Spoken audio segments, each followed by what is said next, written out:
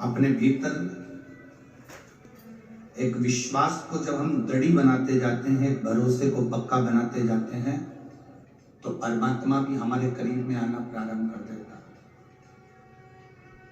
विश्वास पक्का कब नहीं होता? जब हमारे भीतर थोड़ा सा अहम होता है। हमारे अंदर यदि अहंकार है, हमारे अंदर यदि अहम है, तो हमारा विश्वास दृढ़ नहीं होगा।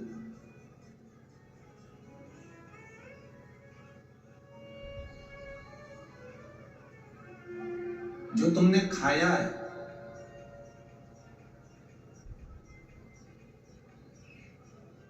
जो तुमने खाया, हमने खाया, वो 24 घंटे के अंदर उसको निकालना जरूरी है।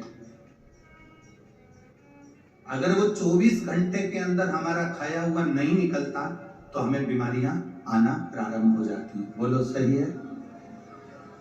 जो हमने खाया उसको 24 घंटे में निकालना जरूरी हो जाता है, नहीं तो बीमारी लगना प्रारंभ हो जाती है।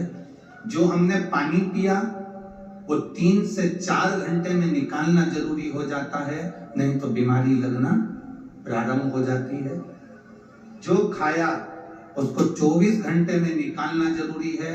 जो पानी पिया उसको 3 से 4 घंटे में निकालना जरूरी है।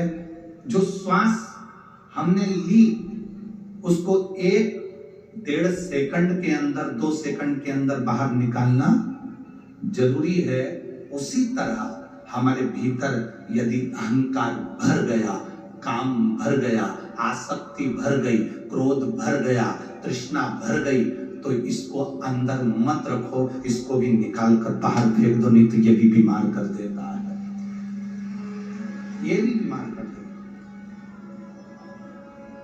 है। जैसे खाया हुआ भोजन पेट में नहीं रखना, उसको निकालना पड़ेगा। पिया हुआ पानी पेट में नहीं रखना, उसको निकालना पड़ेगा। ली हुई श्वास हमारे भीतर नहीं रखना, उसको निकालना पड़ेगी, नहीं तो ये बीमारी उत्पन्न कर देती है। उसी तरह हमारे भीतर यदि अहंकार आ गया, काम आ गया, आसक्ति आ गई, तृष्णा आ गई, लोभ हो गया, क्रोध आ गया, इसको निकालना जरूरी है। अगर ये अंदर रह गया ना तो फिर ये दिक्कत दे जाएगा, फिर ये परमात्मा से मिलने नहीं देगा। ढीले कम करो, ये परमात्मा से मिलने नहीं देगा, ये भगवान के करीब में नहीं आने देगा।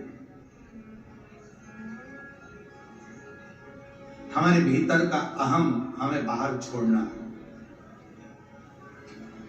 ये जितने भी असुर होते हैं ना, राक्षस, ये केवल अहम में रहते हैं। एक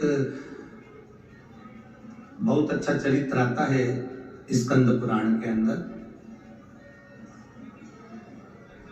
महेंद्रपुरम के एक राजा थे।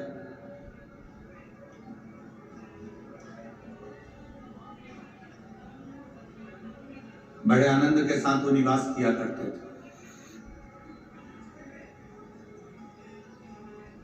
उनकी धर्मपत्नी भी भगवान शिव की भगत थी और महेंद्रपुरम के राजा भी भगवान शंकर के भक्त थे। दोनों पति भी और पत्नी भी शिव के भक्त थे।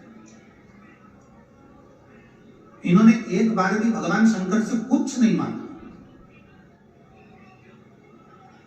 कोई जरूरी नहीं है कि आप शंकर के मंदिर में जाएंगे तो कुछ मांगना ही है आपको।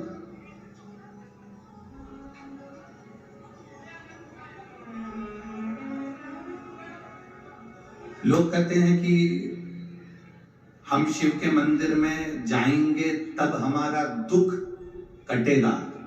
ये दुनिया के लोग कहते हैं कि हम शिव के मंदिर में जाएंगे तब हमारा दुख कटेगा। शिव महापुराण की कथा कहती है, जब तुम्हारे मन में ये आ गया कि शिव के मंदिर जाएंगे, उसी क्षण से दुख कटना प्रारंभ हो जाता है। जाने की तो बात। लोग कहते हैं हम शिव के मंदिर जाएंगे तब दुख कटेगा, हम शिव पुराण में जाएंगे तब दुख कटेगा। ना ना, शिव महापुराण की कथा कहती है जिस दिन तुम्हारे मन में यह भाव आ गया कि मैं शिव पुराण में जाऊंगी, तुम्हारे मन में यह भाव आ गया कि मैं मंदिर जाऊंगी, तुम्हारे मन में यह भाव आ गया कि मुझे शंकर जी को एक लोटा जल चढ़ाना है, तुम्हारे मन में यह भाव आ गया कि मुझे भगवान का भजन करना है, समझ लो तुम्हारा दुख कटना प्रारंभ हो गया। अगर दुख नहीं कटता तो तुम्हारे मन में यह अच्छा विचार आता ही नहीं। अच्छा विचार तब आता है जब तुम्हारा दुख कटने का समय आता है। अच्छे विचार तब आते हैं जब तुम्हारा दुख कटने का समय तुम्हारे करीब में आता है, नहीं तो अच्छा विचार भी नहीं आता।